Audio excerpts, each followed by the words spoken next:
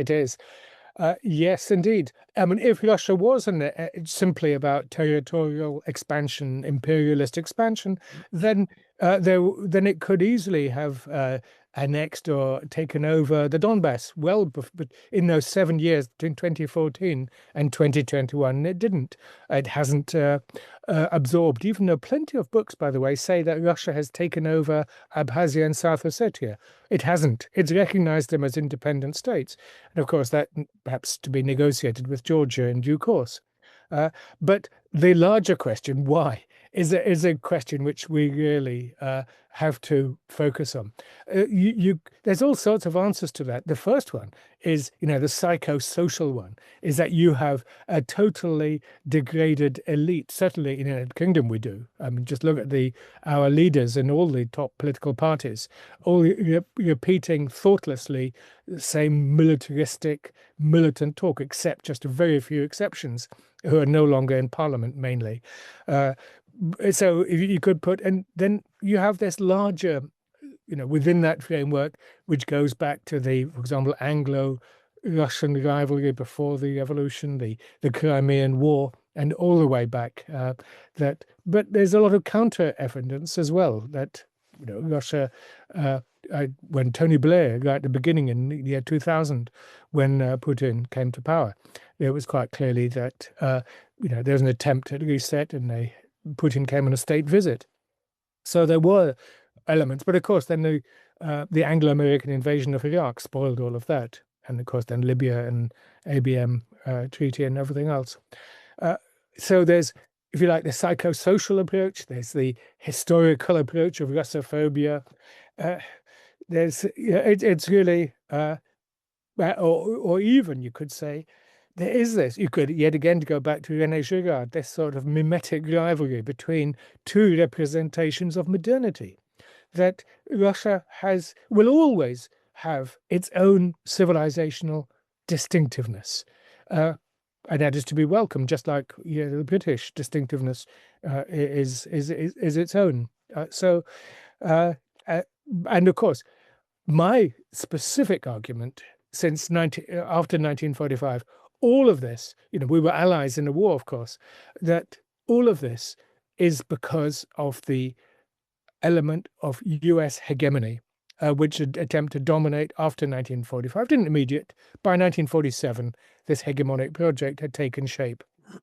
That it was going to dominate Western Europe, and we know the Dulles brothers, who are quite cynical and ruthless in imposing that, both one in the State Department, one in the head of the CIA.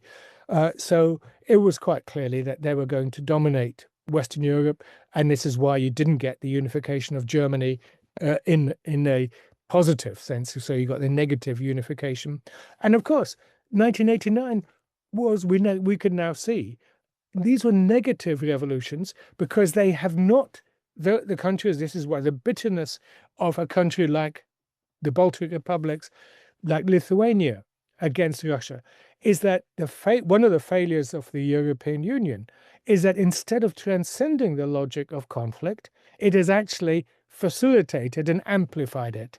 So there's many elements there, but you have from the beginning, way back in 1990, or was it 1991, I was at the Political Studies Association conference, our British Political Science Association conference.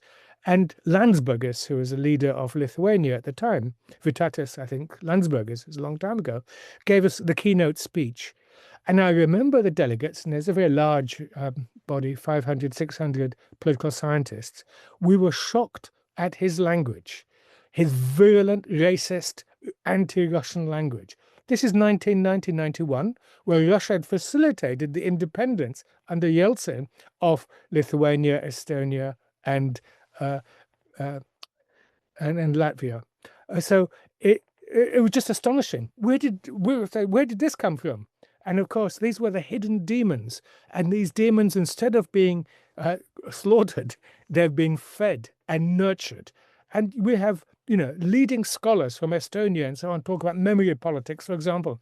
All it boils down to is we hate Russia, that we have to have memory politics to make sure that no one ever forgets this, and we must then use all instruments at hand, and the Poles go along with this, to destroy the historic enemy. Now, as I've been arguing for a long time, my father was Polish. He nearly was one of those, the cohort captured and taken to Katyn. He met the Soviet forces as a Polish army reservist on the 17th of September 1939. And yet he never had the bitterness. He understood the larger issues, and maybe that's why I am what I am, because yes, he understood how awful things were. Katyn, the murder of nearly 24,000 Polish officers in cold blood. But if we don't digest this history, then we're doomed to repeat it. And unfortunately, we are repeating it in an even worse form than anything ever before. Yeah, well, yeah, that is the problem when it becomes when you see one side being right, one is wrong, or good or bad. Then whenever you have a form of unification in general, it doesn't harmonize the two sides. The Germans had the same discussions. That is, when West and East of Germany unified, the assumption was always, well, the Western part got it right, so let's just discard all the stuff from the East. But in Eastern Germany, there wasn't only cloudy skies every day. They did have other things. But I wanted to asking about this, the distribution of power, whether you think it can help us now, because again, when Russia was the largest power, or you can call it then an adversary, such as was in the 19th century to the British, or the 20th to the political West, then there's a natural incentive there to balance off the Russians, and then you embrace all the required ideologies which portrays them as everything you're not. But under the current distribution, with China being the larger power and even overtaking the American economy in terms of purchasing power parity already 12 years ago, you would have an incentive then to not push Russia away. This was even the Germans and the French before 2022 had this logic. Let's not push the Russians too far away, because then they end up with China.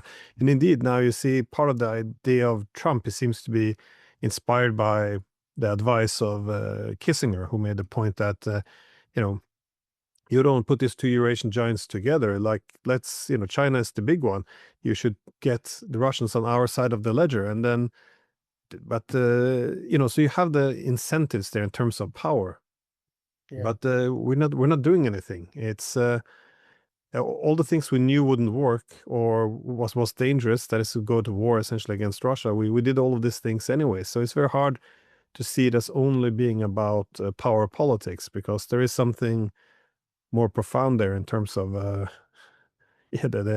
hatred of I would use the word hatred of Russia, because it's been ongoing for so long. Just in Washington, of course, there's a big debate. You have the Eldridge Colby school of thought, which is very much focused on China and as the main adversary. And this was reflected in part by the national security strategy. And then you have the Mark Rubios and others who are still fighting the Cold War, certainly vis-a-vis Cuba, but also vis-a-vis Russia. So in other words, you have a debate going on in Washington of the sort that we're not even beginning in London or Paris or Berlin yet, or Brussels, in the way that you suggest. Because yes, the world has moved on. Europe is marginalized. It's lost its firmness of the ally. Even whoever is elected in 2028, we can't go back to what it was before. That and even then before, there were always tensions within the Atlantic power system. And yes, the balance of economic and indeed political authority is moving. It's a multipolar world. It genuinely is. But of course, multipolarity operates at many different levels. At a power level, yes, definitely China is now emerging as a separate power. But of course, that's one reason why there's so much effort to delegitimate it, and so much work to say that this is a despotic communist dictatorship, and pointing out the the deficits and deficiencies in that system, which of course are there. So yes, but multipolarity ultimately, and this is where I would, pitch my wagon, is really a normative vision based on the United Nations Charter. Today, 193 sovereign independent states in the United Nations. And we need to work. Yes, the great powers need to work. And I use the word comity, that work together to. And that was what the initial idea of the 5 permanent members in the Security Council was, that they would have a special responsibility. It wasn't just a privilege to have this permanent veto power, but the responsibility was to work and try to work together to solve global issues and to work together. And of course, what we saw at the end of the Cold War, after the end of the Cold War, is that you have France and the United Kingdom almost always voting with the United States and taking the lead with her. So you've got a block of 3. Also, the British have managed to take over the Secretariat and manipulate it. You now have the United Nations General Assembly chaired by, you couldn't make it up, Annalena Baerbock, a virulent Russophobe, which is undermining the credibility of the General Assembly. And of course, they have to respect the views of the Global South.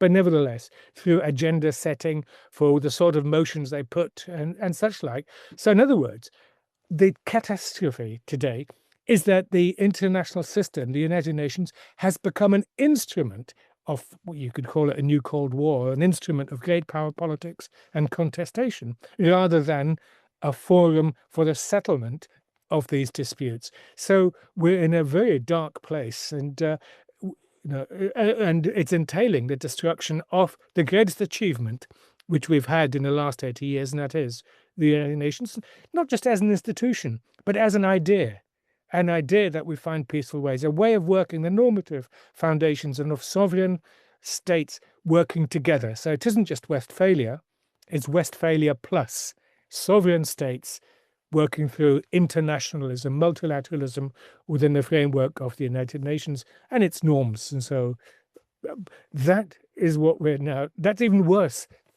Perhaps the worst thing that we're losing now is that we're losing that spirit of 1945. Well, we can put it in a wider context, though, that all historical efforts to create an inclusive security architecture, one that actually reflects international law, one where you seek security with the other members instead of against non-members. In other words, if you want to distinguish between a collective security architecture and an alliance, is whether you have the Concert of Europe or a League of Nations or the United Nations, is always the threat that the countries will begin to group into alliance systems, that is little exclusive blocks, and then the loyalties to that block will go beyond that of the collective security architecture, or translate into current institutions, that we put NATO ahead of the United Nations. And well, this is essentially what was done, especially since 99. So, but as we wrap up, do you have any final thoughts of optimism, or do you think, as you said, we're going to a bit of a dark place? No, I'm actually started this year very, very pessimistic. And unfortunately, I think that I can't see, in particular, because of looking at it from a European perspective, there's almost, yes, the leaders are now saying we need to actually have diplomacy with Russia. Well, isn't that amazing? That diplomacy, you actually talk to, in peace talks, actually, you talk to the other side across the table. So there's certainly a tiny glimmer of understanding that we need to move towards a new dynamic in these peace talks to bring an end to this awful war. This awful war, which just last Monday exceeded in length what the Russians called the Great Fatherland War, the Great Patriotic War from 1941 to 1945. But unfortunately for the United Kingdom, the Second World War lasted 5.5 years. So I have a feeling that there's still some ways to go before we get towards some sort of resolution. So I'm very pessimistic. Well, being allowed to argue for diplomacy without being smeared, censored, and cancelled, I guess that is a positive development, but we're setting the bar a bit low. Nonetheless, yes, something appears to be going in the right direction. But yeah, share your pessimism, as this has been a very rough start to 2026. So thank you very much for taking time. My pleasure. Thank you.